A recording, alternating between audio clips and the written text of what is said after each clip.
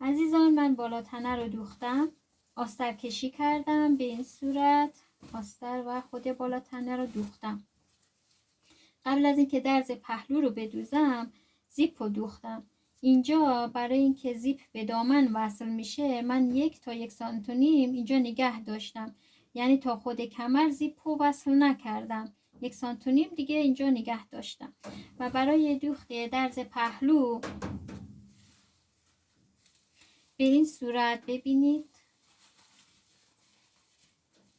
به این صورت الگوی پشت جلوی روی کارو با هم دیگه فیکس میکنیم. از زیر حلقه شروع میکنیم. ببینید اینجا به این صورت فیکس میکنیم و الگوی جلوی پشت آستر پشت جلوی آستر هم با هم دیگه فیکس میکنیم. ببینید به این صورت. و اینو چون گفته بودم که احتیاج به سردوز نداریم، اینو که من بدوزم، حالا ببینید هر مقدار که شما اینجا نگه داشته بودید میدوزید.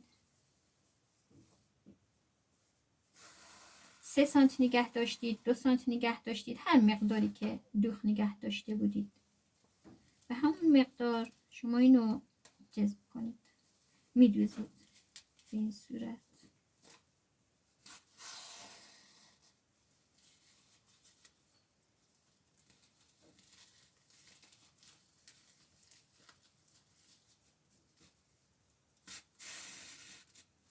وقتی کار رو که برگردونیم ببینید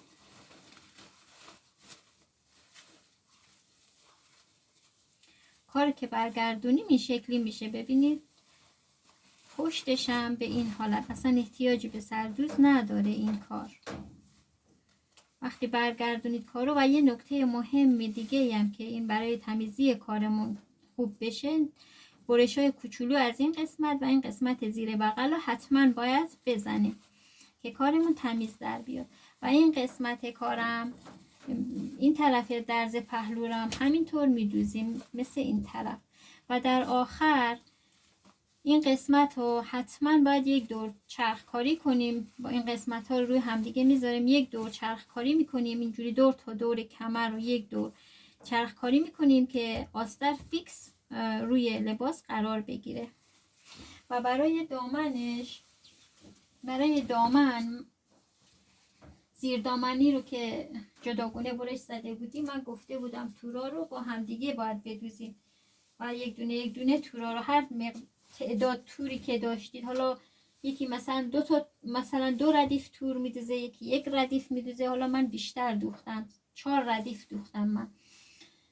اینا رو همدیگه فیکس میکنیم، چین میدیم و روی کمر لباس، روی کمر زیر دامنی میدوزیم. ببینید اگه زیر دامنیتون بزرگ بود هیچ اشکالی نداره، اینجا چین میدین به تورها، به تور میدوزید.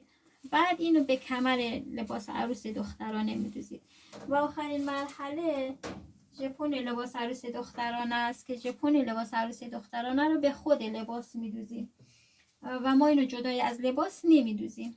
از پایین دامن 25 تا 30 سانتی میایم بالا، خط کشی میکنیم دور تا دور دامن و علامت میزنیم و یه نواری به اندازه 3 تا 5 سانت برش میزنیم به این شکل و روی خط میگذاریم. بعد اینجوری میدوزیم.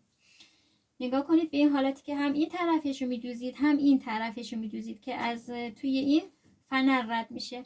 هر تعداد که شما یا قد دامنتون بلند یا کوتاه بود یا هر تعدادی که خواستید فنر بزنید به همون اندازه هی علامت میزنید. 25 تا 30 سانت هی میاین بالا، تعداد فنراتون اضافه تر میشه. و از نوارگان هم میتونید استفاده کنید و هم از جنس پارچه‌ای که برای زیردامنی استفاده کردید از همون هم میتونید استفاده کنید.